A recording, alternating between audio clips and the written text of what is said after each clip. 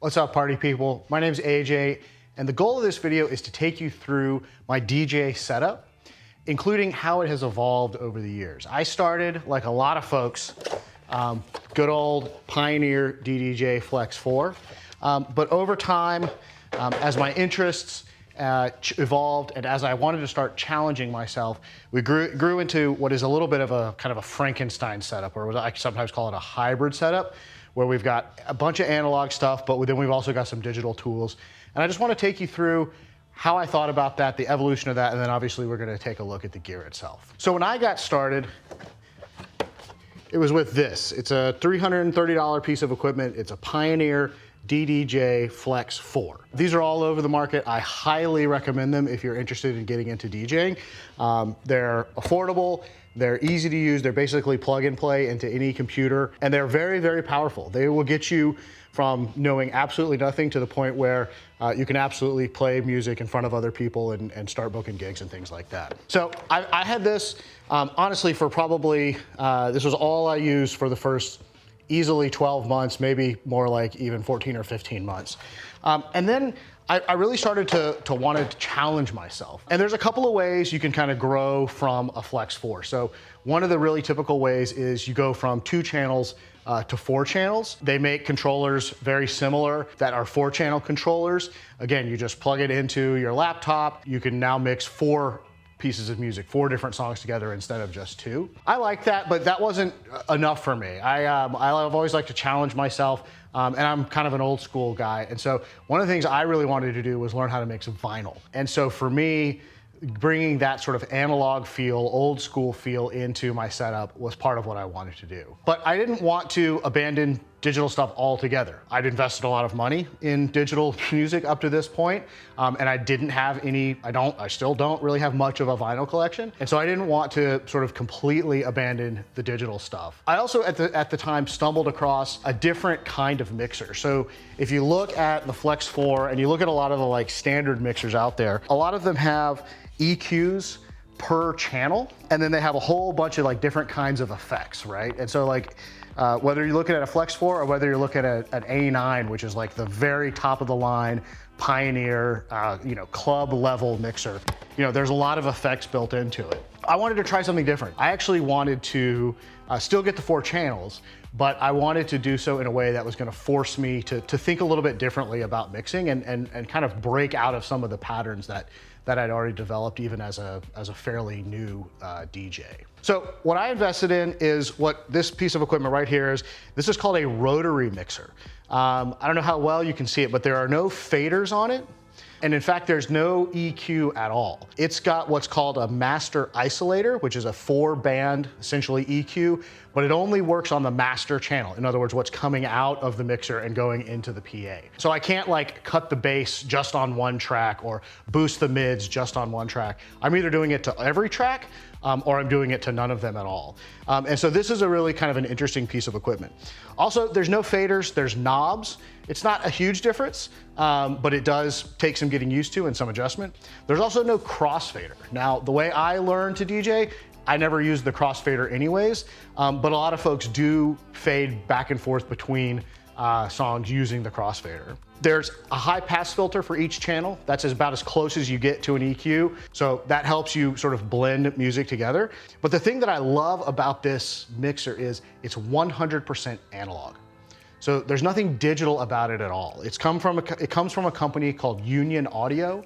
The engineer there is a guy named Andy Rigby Jones, who's very, very famous. He used to be at Allen and Heath and helped design the Zone series of mixers, which are legendary in the analog DJ world. And this is his company. And so this was not exactly cheap, but it's one of the more affordable options if you want to get into analog rotary mixing. And again, I loved the idea that it was stripped back, right? Like you don't have all the EQs. It does have an effects bank. It's got 8 different effects here. But your ability to control them and shape them is much more limited than in lots of other tools. And so it just kind of fit that ethos of, I want to constrain myself a little bit. I want to force creativity by putting constraints around what I can do, which gives me only certain paths to travel down. So that's the heart of my current DJ setup. Now I mentioned that I wanted to do some vinyl, but I also didn't want to abandon digital. And so feeding into the mixer, we've got two main inputs. One is this guy over here. This is a Pioneer FLX4 direct drive turntable.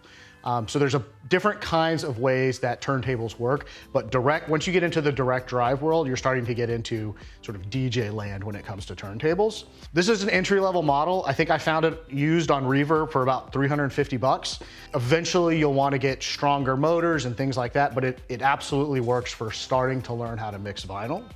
And then on the other side, we have the Pioneer DJ XDJ 700. Now, you may have heard of people talk about CDJs, which look very similar, but those are sort of the club level grade. And in fact, this is funny, they're called CDJs because they used to be used to actually mix CDs. They had a CD slot in there, you'd slide the CD in there, and then you could mix it like a record. Now they just keep the name, they're fully digital. The top of the line model, the 3000X, has Wi-Fi and can stream directly from Beatport and all this stuff. This is an XDJ, it's sort of like the Fisher-Price version, right? It's like baby's first CDJ player. It's plastic, it's not the sort of thing you would see in a club, but it plays digital music. And I, like a lot of DJs, I've got a USB, filled with digital music that the Pioneer, the XDJ can play. It's got the cue, it's got the play, it's got the tempo slider, etc. So it's a very familiar interface, especially if you come from like a Flex 4, but really any DJ equipment, whether it's Rain or Newmark or Tractor or whatever, has very similar features. It is integrated with Rekordbox, so as I create playlists in Rekordbox, I can put them on my USB and they'll transfer over into the XDJ, which again that's how the CDJs work as well. So that's kind of the core elements, right? We've got the analog mixer from Union Audio right in the middle. It's 4 channels. We've got the turntable over here on the left, that feeds channel 1. We've got the XDJ over here on the right, that feeds channel 4. In the middle, and this is kind of a fun thing, and then again, this is why I went a little off the beaten path and sort of went in a direction other than just buying another controller.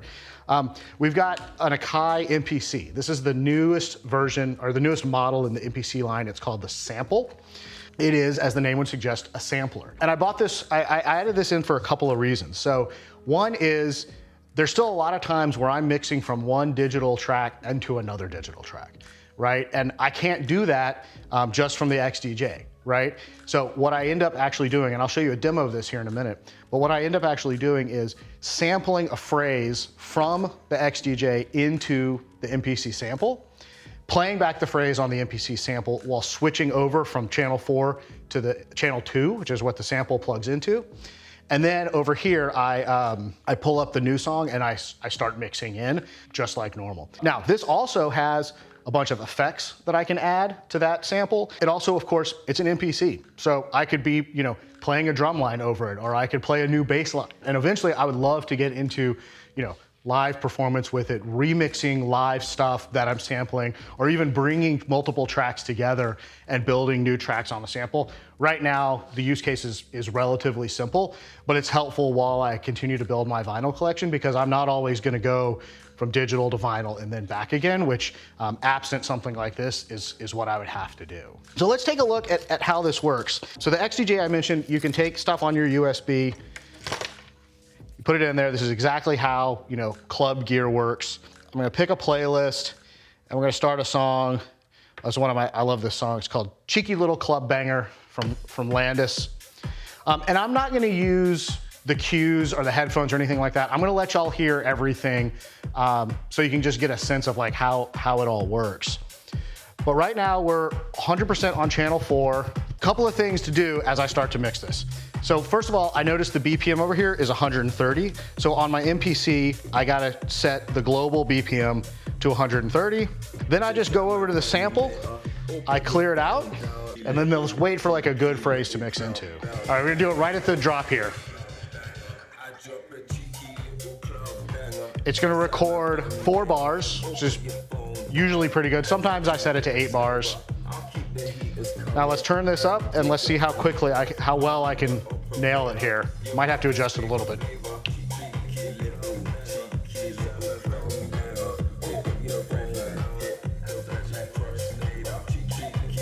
Okay, so now you can hear there's 2 phrases playing at once. Normally I would never do this. So this is the original. This is on the XDJ, right? now that I've got this playing and just, it's on a loop now, what I'll do is I'll flip them over. We'll do it out of phrase, because remember we recorded a phrase. Okay, so now we're playing a loop just off the MPC. Now the XDJ is still playing, but while I've got it handled here, I'm gonna move over to a do song over here on the XDJ. We're gonna match the tempos here.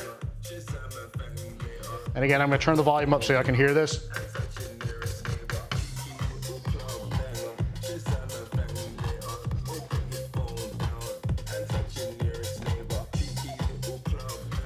Okay, so now I've got the new song going, got it beat matched. I'll take the lows away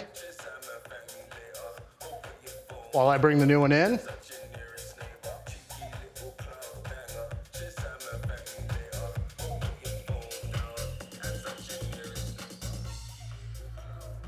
And now we got the new one going. So that's how I'm using the MPC right now. It just helps me go from one digital track to a next. I don't know if y'all can see this or not. One of the fun things about analog gear is you don't have to worry about redlining as much as you do with digital gear. Now, you still gotta worry about it if you're redlining out into a sound system, but actually analog gear is designed to be pushed a little bit past the boundaries, and Union Audio has these things light up, these dials light up massively when you're kind of overdriving the signal, but they're designed for that. So now let's mix this one over with a vinyl track. Let's get it back to tempo. All right, now I have bought a bunch of just random vinyl records. I went on Discogs and got records that were like, you know, $1. A lot of them aren't great for this, but this one's not too bad. There's gonna be some purists that are gonna absolutely hate what they're about to see, but that's how it goes. We all learn different ways. All right, first step is to figure out where on the track you're gonna mix in. This track has a little bit of a drum intro, but that's it right there. That's the one. All right, so we're just gonna play it. Now, normally you'd be doing this in the headphones, right?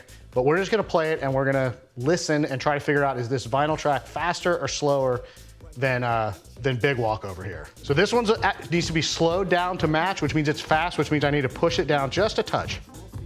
And now you just mix them in like normal. This one's already here because I wanted to show you all what it sounds like. But now we can cut over and we're rolling. So that's the setup I'm using now. Eventually, like I said, I'd love to use the MPC for more than just sort of sampling and looping, but that's sort of where I am right now while I continue to use all this stuff. A couple of other things that people never talk about, but that have made my life a lot easier. One is this.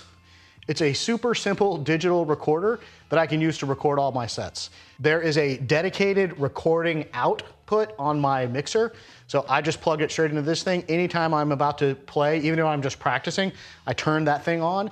That way I'm recording the set. I can go back and listen to it. I can sort of see how things worked out, try stuff like that. Another thing that no one talks about, because it's not cool, is this guy right here. I guess they're called like comfort mats or something like that. But this is a concrete floor. And so standing on it for very long with 40-plus-year-old knees like I have, I'll notice it in the morning, right? And so having one of those plus some good padded shoes really, really helps if you're sort of DJing in an environment like this.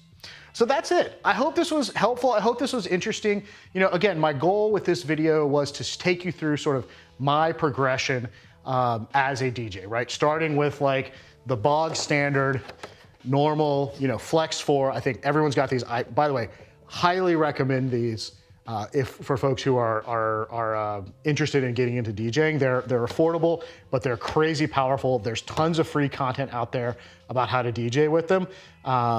And you know, they're a stepping stone into the ecosystem of equipment that you see at lots of big clubs, which is typically Pioneer equipment. But starting with the Flex4, growing my skills to the point where I was ready to be challenged enough and going in the direction that felt the most authentic to me, right? Which again was sort of this weird, funky hybrid setup, or Frankenstein setup as I sometimes call it, that really challenges me, but is also aligned to my interests, right? I love going to record stores. I love digging through old records. Now I got something to do with them when I get them, other than just, you know, play them at home while I'm making dinner or whatever. You'll also notice this is a 4-channel mixer, and I'm only using 3 of them. So what comes next? Honestly, I don't know yet. First thing that's gotta come next is a bigger piece of furniture here. This is actually just like a folding camp table that really isn't great for what we're using it for. So we're probably gonna need to get, you know, a nicer piece of like actual kitchen furniture. The thing I've been thinking about for a while is actually starting to route Ableton through here. So that really expands the possibilities of being able to perform live, do remixes live, you know, sample something vinyl that's playing out over the sound system, and start to mess with it and put effects on it and things like that as part of a transition or as part of like something brand new that I'm creating in the moment. It's also possible I'll get another turntable or another XDJ or get like an upgrade and get like a CDJ or something like that. You know, but for now, I think I've got my hands full just learning to use the equipment I have. I'm not in like a super big hurry to do much more than that. So that's it. I hope you enjoyed this. I hope you found this useful and interesting. Make sure you like, make sure you subscribe, and I'd love to hear about your DJ journey in the comments down below. My name's AJ Marshall. I left the corporate world behind to pursue a career in music, and I'm doing it in public, so you know that you can too.